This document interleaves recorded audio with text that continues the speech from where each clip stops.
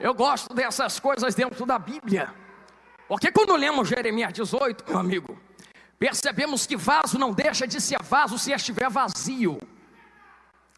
Então dá para o vaso enganar quem está na olaria, olhando para quem está dentro da olaria e dizer: olha, eu ainda sou vaso, eu ainda tenho aparência de vaso, eu ainda tenho estatura de vaso, eu ainda tenho altura de vaso, estou pintado como vaso.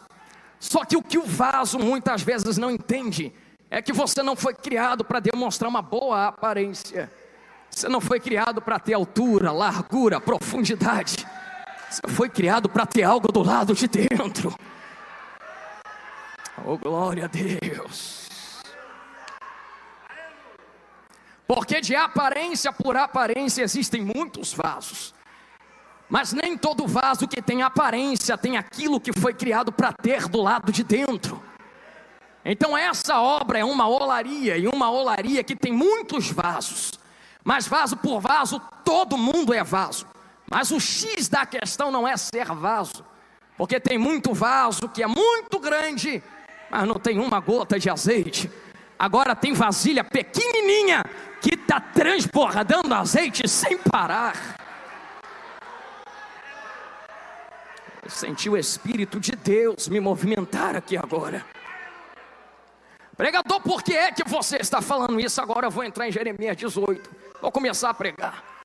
Porque o profeta está recebendo uma palavra de Deus, e a palavra de Deus é: levanta.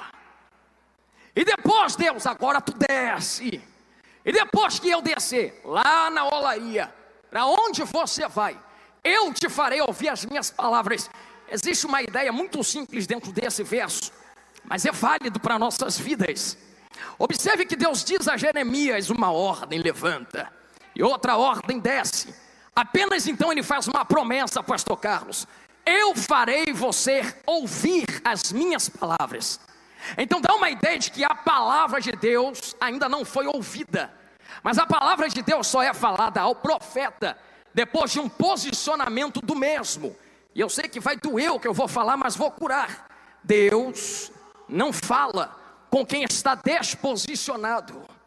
Deus não fala com quem está fora da posição. Olha a palavra para o profeta: eu quero falar contigo, mas até você receber a minha palavra, a palavra para você é: levanta, posiciona. Deus, hoje eu quero ouvir que tu vai mudar minha casa. Levanta. Deus, hoje eu quero ouvir que tu vai abrir minha porta. Levanta. Deus, hoje eu quero ouvir que você vai trazer a provisão financeira. Levanta. Eu quero falar contigo, mas não falo com quem não está de pé. Não perca o céu por causa do que ele te dá na terra.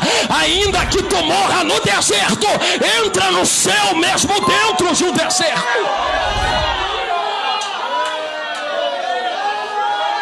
Eu estou sentindo a presença dele aqui, Augusto.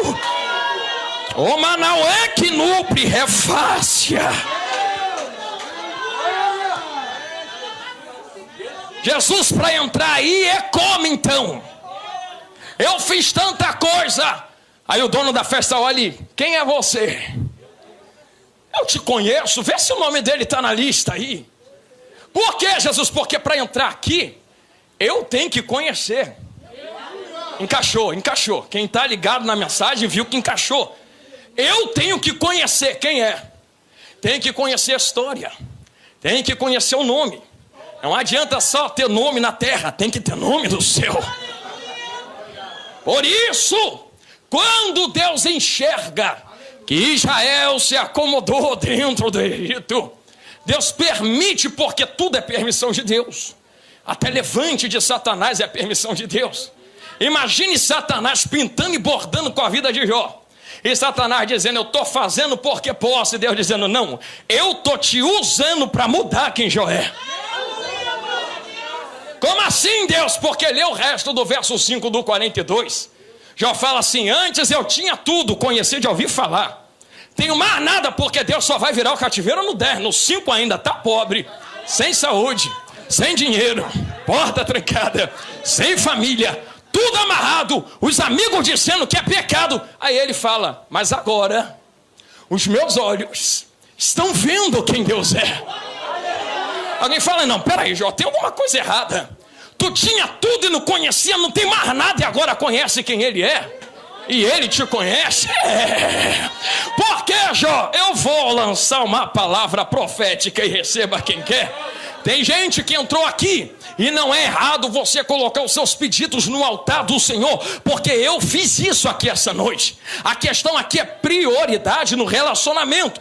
Tem pessoas aqui que estão com portas trancadas, que a pandemia amarrou tudo na vida. Tem gente aqui que está lutando contra a morte, passando provações que nunca passou. Pelo menos vocês podem abrir a boca, olhar para o céu e dizer: mas agora os meus olhos estão vendo quem ele é. Dinheiro foi embora, mas pelo menos ele conhece onde eu moro, ele sabe onde eu me instalo, ele sabe o endereço da minha rua, ele entra lá em casa, senta no meu sofá, a gente conversa face a face. Quando eu vou lavar louça, ele me ouve louvando a ele. Quando eu vou varrer a casa, ele me escuta conversando com ele. Oh, quem pode adorar por esse relacionamento em meio ao deserto? Eu vou largar o microfone. Você tem 10 segundos para dar um grito de vitória dentro do deserto. Eu vou deixar adorar quem quer adorar, eu não vou pregar.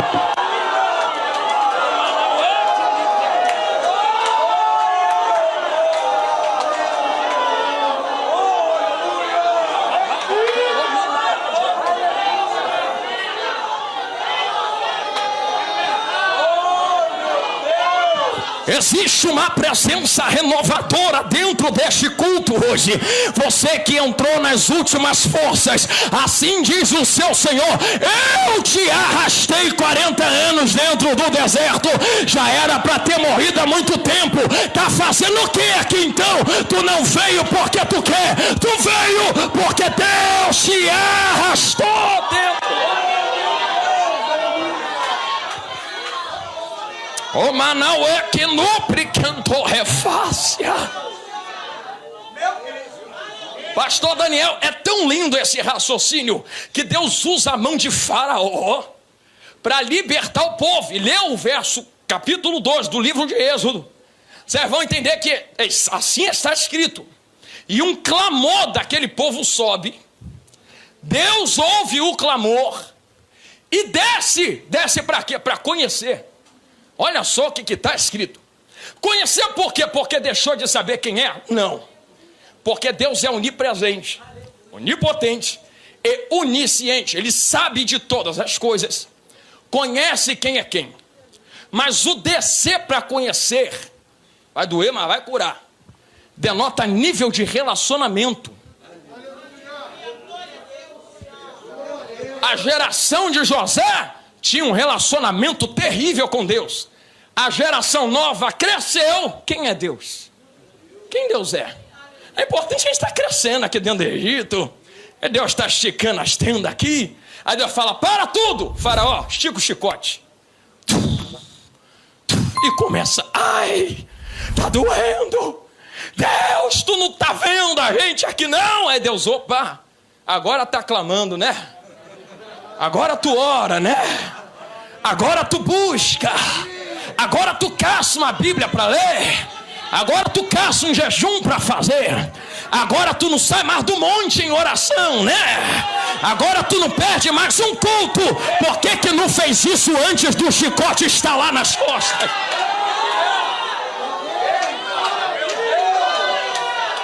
O macanto minarai terremintia.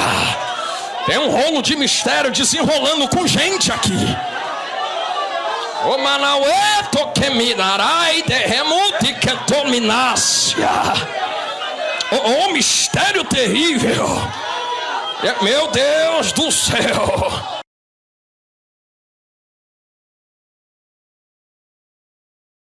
A semente, ela só frutifica quando ela é plantada e deformada.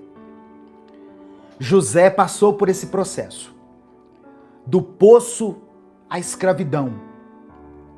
Da escravidão para a prisão. Mas da prisão para o palácio. José viveu esse processo. E é interessante que o que Davi escreveu aqui, né, em Salmos 37, que é a palavra que eu trouxe inicialmente. Entregue o seu caminho ao Senhor. Como eu disse, entregar o caminho ao Senhor não é só fazer uma oração, levantar a mão, falar assim, Deus, eu entrego o meu caminho ao Senhor e pronto, acabou. Não. Entregar o caminho ao Senhor significa aceitar esses processos, esses vários processos que nós vamos passar na nossa vida. Aceitar aqueles processos, mesmo aqueles que são mais dolorosos para nós. Eu me lembro que uma vez, eu era criança, mas eu me lembro. Eu era criança e eu estava chorando. Não sei por qual motivo, não sei se é porque um brinquedo tinha quebrado, sei lá por quê. E a minha mãe falou assim, ô meu filho, não chora por isso não. Você vai ter tantos motivos na vida pelos quais chorar. Se a minha mãe estiver me assistindo, receba o meu abraço aí, meu carinho, viu, mãe? Essa semana ela ficou aqui em casa alguns dias, foi um tempo maravilhoso. E eu me lembrei dessas palavras. O que minha mãe estava querendo dizer é, não gasta o seu choro por conta de coisas pequenas, não. Porque a vida vai trazer motivos para você chorar. Entregue o seu caminho ao Senhor. Aceite os processos que Ele tem para a sua vida. Alguns vão ser dolorosos. Nesses aí você pode gastar suas lágrimas. Amém? Guarde as suas lágrimas para os momentos certos. Deus, Ele poda os ramos que estão dando fruto. João 15, versículo 2, Jesus fala sobre isso. Deus poda aqueles ramos que estão dando fruto. Para quê? Para que eles deem mais fruto ainda. Eu me lembro que numa casa que eu morava antes com a minha família, tinha um pé de manga. Era uma manga que aqui em Minas a gente chama de manga ubá. Que manga maravilhosa, gente. Não é aquela manga cheia de linha, não, sabe? Uma manga, ela é pequenininha, bem amarelinha, docinha. Como que chama aí na sua cidade, essa manga? Confirma para mim se é ubá mesmo. Aqui a gente chama de manga ubá. E na casa onde eu morava, né, na casa onde eu criei os meus filhos, tinha um pé dessa manga. E eu me lembro que alguém esteve lá na minha casa e falou assim, você tem que pegar um facão e dar uns talhos aqui no tronco desse pé de manga para ele dar mais frutos. Eu falei, mas como assim, gente? A árvore, essa árvore grandona, você tem que dar umas cipuadas aqui nela com facão, porque assim ela dá mais frutos. Olha que interessante. E aí eu fui pesquisar e eu vi que realmente tem esse princípio na natureza. E aí Jesus fala sobre isso, que Deus, Ele poda os ramos que dão fruto, porque assim a árvore dá mais fruto ainda. Talvez você deu tanto fruto que Deus está podando você agora. Não é interessante isso?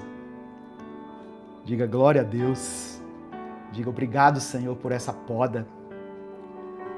Talvez muitas coisas que estão acontecendo aí na sua vida é Deus podando a árvore. Você deu tanto fruto, você frutificou tanto que Deus agora está podando. Aleluia. Deixa eu ver aqui. O Maurício falou que Chama Carlotinha. É isso, Maurício?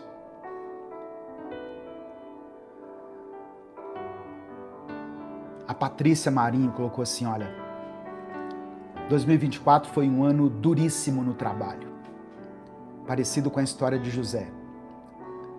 2025, minha sobrinha descobriu um linfoma de Hodgkin. Jesus curou. E aí veio o episódio com minha mãe. Ó Senhor, me ajuda. Eu sempre vejo suas mensagens aqui, viu, Patrícia? E sempre que o Senhor me traz a lembrança, eu oro pela sua vida. Eu peço a Deus que abençoe sua vida, sua família. Tá bom? Em nome de Jesus.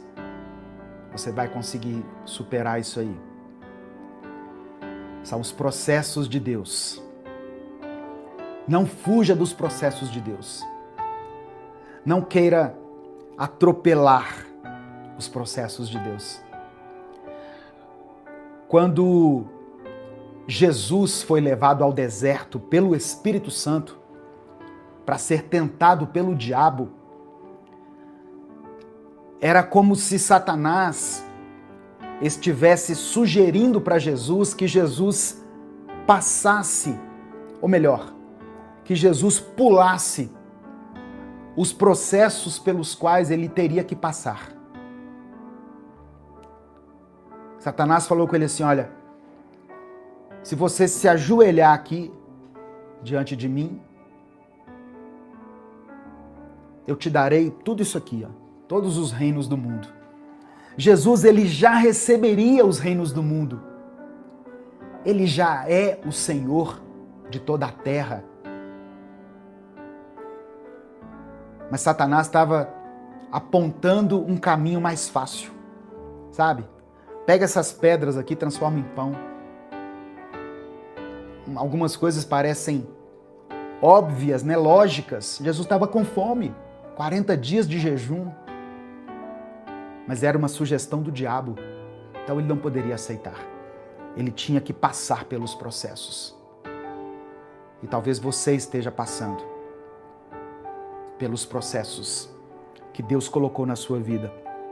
Mas eu quero que você entenda que aquilo que hoje parece perda, amanhã pode ser transformado em testemunho de vitória. Eu vou repetir isso aqui. Aquilo que para você hoje parece perda, amanhã pode ser um testemunho de vitória. Receba essa palavra no seu coração. Em nome de Jesus. Não fuja dos processos de Deus. Se o Espírito Santo falou com você através dessa palavra, dê o like no vídeo, se inscreva no canal e ative as notificações. Quer assistir a mensagem completa? Clique aqui no link que está na descrição do vídeo. Que Deus abençoe a sua vida em nome de Jesus.